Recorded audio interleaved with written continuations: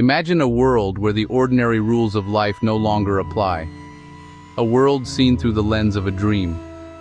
A clock does not just tell time, it melts softly over the branch of a barren tree.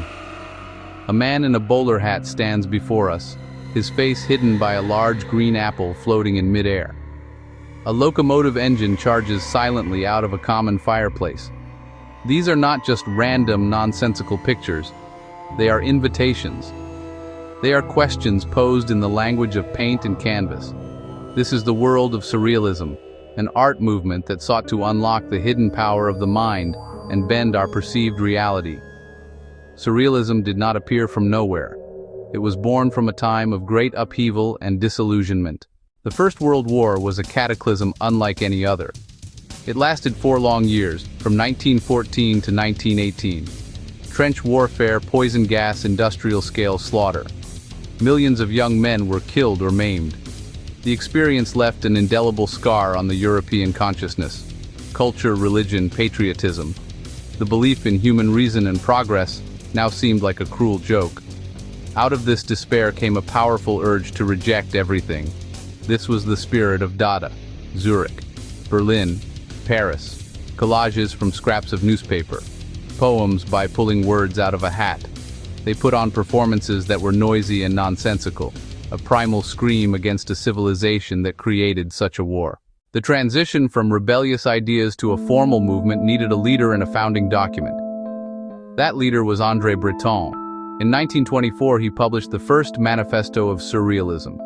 This text was the movement's declaration of independence.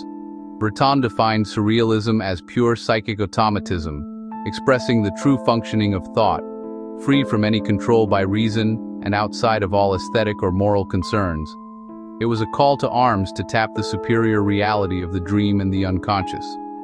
Breton was the charismatic and often dogmatic center of the group, its chief theorist, organizer, and judge. They launched La Révolution surrealiste, publishing automatic texts, dream accounts, and unsettling artworks. Despite conflicts, their mission stayed clear. Surrealism was a philosophy and a way of life. To unlock the secrets of the mind, the surrealists needed new tools and new techniques. Automatic writing and drawing, without conscious thought or planning. Let the hand move. Let lines, shapes, and words emerge from the unconscious. Short-circuit the rational editor that filters our thoughts. The results were surprising, raw, filled with unexpected connections. Writers and artists used automatism to seed poems and pictures. Breton and Paul Éluard practiced for hours, filling notebooks with unfiltered language. Masson and Miro drew spontaneously, then discovered images in the marks. Accident over planning, making chance a creative partner. Influenced by Freud, they saw dreams as the royal road to the unconscious. Dreams reveal our deepest, most repressed desires, fears, and obsessions, encoded symbolically. They recorded dreams on waking and painted their vivid, illogical narratives. They played exquisite corpse to bypass the individual ego, collaboration birthing strange hybrids, breaking the myth of the solitary genius, elevating collaboration and chance. No artist is more famously associated with surrealism than Salvador Dalí. The Spanish painter became a global celebrity.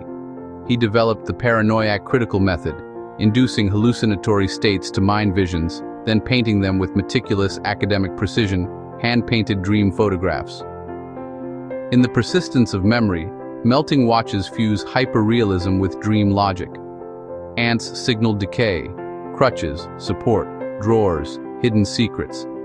His work aimed to shock and provoke, eventually clashing with Breton.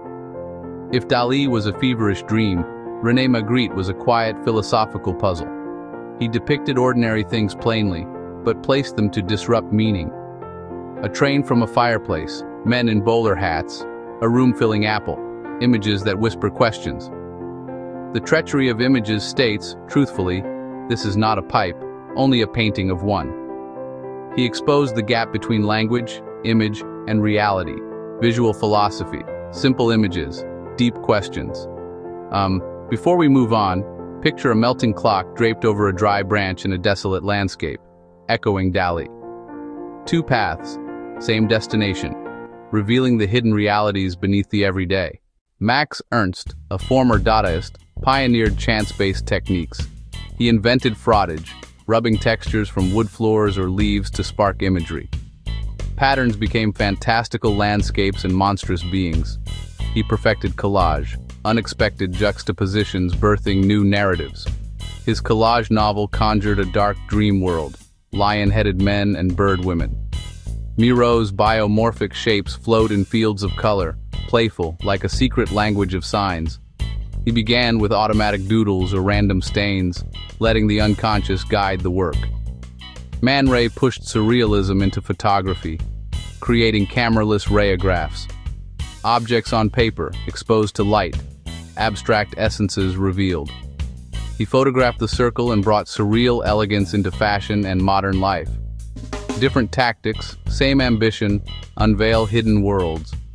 From accident to rigor, surrealism expanded its toolkit, changing how artists discovered images. From the start, the surrealists were fascinated by the cinema, the ultimate tool for simulating dream logic. Film manipulates time and space. Editing creates shocking juxtapositions. A theater lets the conscious mind relax, like falling asleep into images. Even silent clowns felt unconsciously surrealist. Un Chien Andalou, 1929, by Luis Buñuel and Salvador Dalí. No conventional plot, just shocks and dreamscapes. It famously opens with an eye and a razor, filmed using a calf's eye.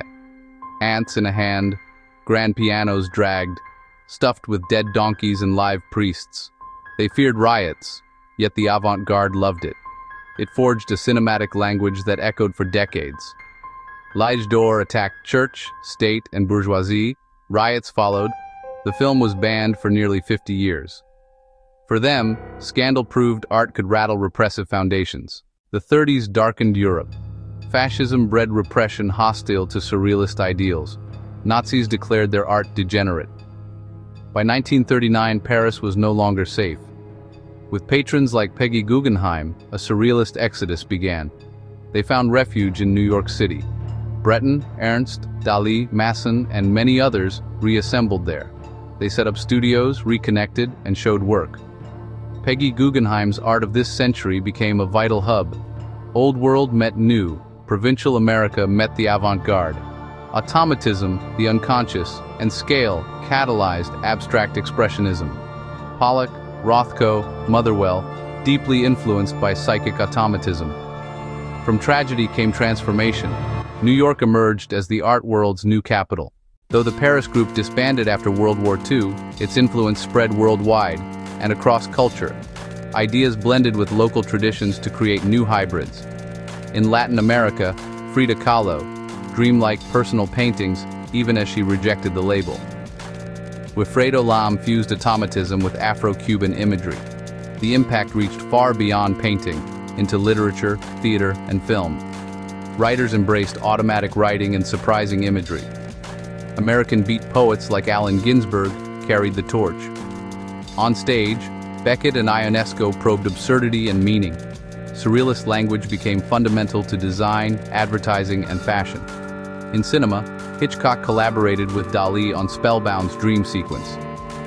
Lynch's non-linear, unsettling films owe a debt to Buñuel and Dalí. Music videos thrive on surreal montage over narrative. In our digital virtual era, questioning reality versus representation is more urgent than ever. Artists use surrealist tools to probe identity, desire, and modern anxieties. Surrealism began as a response to a world shattered by war, a search for deeper truth, not in daylight rationality, but in the mysterious world of dreams and the unconscious. It gave artists freedom. Trust instinct, embrace chance, listen inward. From Paris to New York and beyond, it entered the bloodstream of culture. It changed painting, literature, film, photography, and advertising. It broke barriers between art forms and between art and life. Anyone could be an artist. Everyone has a subconscious to explore. Its games and techniques prove that point. Today's world is as illogical as a surrealist painting. We're bombarded by images and contradictions. Surrealism teaches us to find meaning in strange juxtapositions, embrace ambiguity, and question surfaces.